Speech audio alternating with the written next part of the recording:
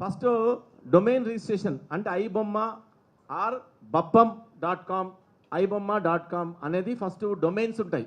Domain register అనేది companies ఉంటాయి. ఇప్పుడు గోడాడీ అనే కంపెనీ ఎట్లనో అట్లా చాలా కంపెనీస్ ఉన్నాయి, డొమైన్ రిజిస్ట్రేషన్ చేసుకోవచ్చు. ఈ ఫస్ట్ ఇక్కడ రిజిస్టర్డ్ ఇతను ఎన్జలా అనేది కంపెనీ ఉంది. ఎన్జలాలో డొమైన్ రిజిస్టర్ చేశాడు. ఈ డొమైన్ రిజిస్టర్ చేయడానికి తన ఈమెయిల్ ఐడి, తన డెబిట్ కార్డు, తన క్రెడెన్షియల్స్ అన్నీ ఇచ్చి డొమైన్ రిజిస్టర్ చేశాడు. దీనివల్ల ఈ డొమైన్ నాది కాదు అని చెప్పడానికి వీలు లేదు.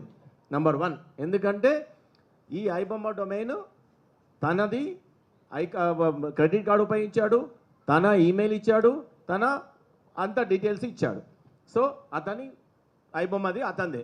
అది ఎక్కడ రిజిస్టర్ అయింది? ఎన్జెలా అనే కంపెనీలో రిజిస్టర్ అయింది. దాని తర్వాత దాన్ని హోస్టింగ్ చేయాలి. ఆ హోస్టింగ్ చేయడానికి వేరే కంపెనీ వాడాడు. అది హోస్టెడ్ ఎట్ ఐపీ వాల్యూమ్ అనేది హోస్టింగ్ కంపెనీ. అంటే అది దీన్ని హోస్ట్ చేస్తుంది. హోస్ట్ చేయడం అంటే చూపిస్తుంది. దాని తర్వాత ఇది హోస్ట్ అయిపోయింది, ఇది రిజిస్టర్ అయిపోయింది, హోస్టింగ్ అయిపోయింది. దాంట్లో సిఎంఎస్ అనే ఒక సాఫ్ట్వేర్ ఉంటుంది ఈయనకి. అంటే కంటెంట్ మేనేజ్మెంట్ సిస్టమ్. ఒక కంటెంట్ని టోటల్గా మేనేజ్ చేస్తుంది. అది ఎట్లా, ఎప్పుడు చూపించాలి, ఏ టైంలో నీకు యాడ్ ఇవ్వాలి, ఏ టైంలో ఆపాలి, ఏ టైంలో చూపించాలి అనేది కంటెంట్ మేనేజ్ సిస్టమ్. ఈ దాంట్లో కంటెంట్ మేనేజ్ సిస్టమ్ని ఆపరేట్ చేసేది ప్యానల్ ఉంటుంది. ఈ ప్యానల్ ఎక్కడెక్కడ ఉంటాయంటే మనుషులు. ప్యానల్ అంటే ఒక సాఫ్ట్వేర్ కాదు, అది మనుషులు ప్యానల్ చేస్తుంటారు. ఎక్కడెక్కడ డిఫరెంట్ అవుట్సోర్సింగ్ చేసుకోవచ్చు.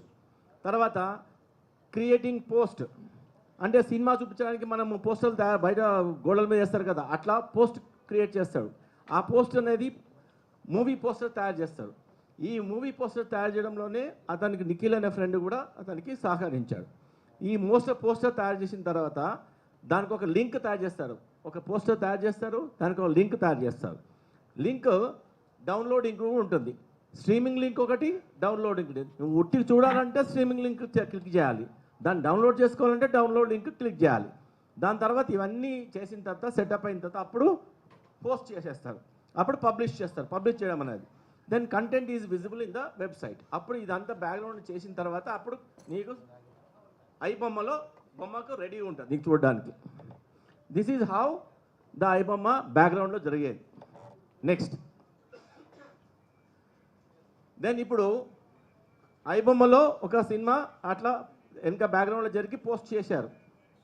దాని తర్వాత ఇప్పుడు ఫర్ ఎగ్జాంపుల్ నేను యూజర్, ఇది కాదు అదే పెట్టు,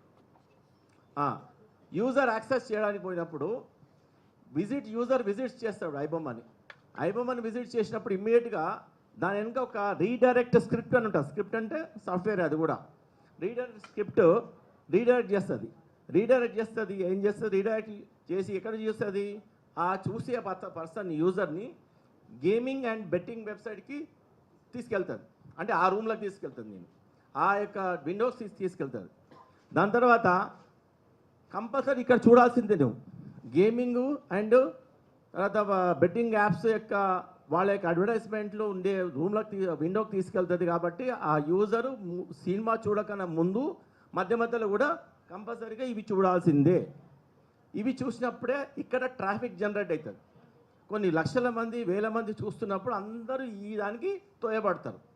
ఈ దానికి తోయబడిన తర్వాత ఈ దానికి తోయబడిన ట్రాఫిక్ని బట్టి అప్పుడు ఈ ట్రాఫిక్ వాళ్ళు, ఈ గేమింగ్ సైట్ వాళ్ళు ఇతనికి పేమెంట్ అనేది ఇంతమంది, 1,00,000 మంది చూస్తున్నారు ఈ సినిమాని అంటే 1,00,000 మంది ట్రాఫిక్ వచ్చింది, 1,00,000 మందికి పర్సన్కి ఇంత అని వాళ్ళు మాట్లాడుకుని ఉంటారు.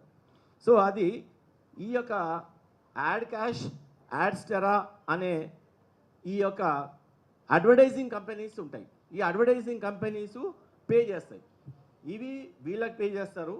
ఈ కంపెనీస్ అన్ని కలిపి మళ్ళీ డైరెక్ట్గా మళ్ళీ ఇక్కడ యాడ్బుల్ కంపెనీ ఈజ్ హీజ్ కంపెనీ, ఇమ్మండి రవి కంపెనీ. ఇది అక్కడ నుంచి గేమింగ్ నుంచి యాడ్ క్యాష్కి ఆర్ యాడ్స్టెరాకి పోయి అక్కడ నుంచి మళ్ళీ ఇతని గేమింగ్ కంపెనీకి వస్తుంది. యాడ్బుల్ అనేది యాడ్ కంపెనీ అనేది, ఈ కంపెనీకి ఇతనికి డబ్బులు వస్తాయి.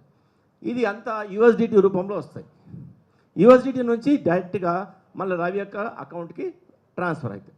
దిస్ ఈజ్ హౌ ఈ గెట్స్ ద మనీ.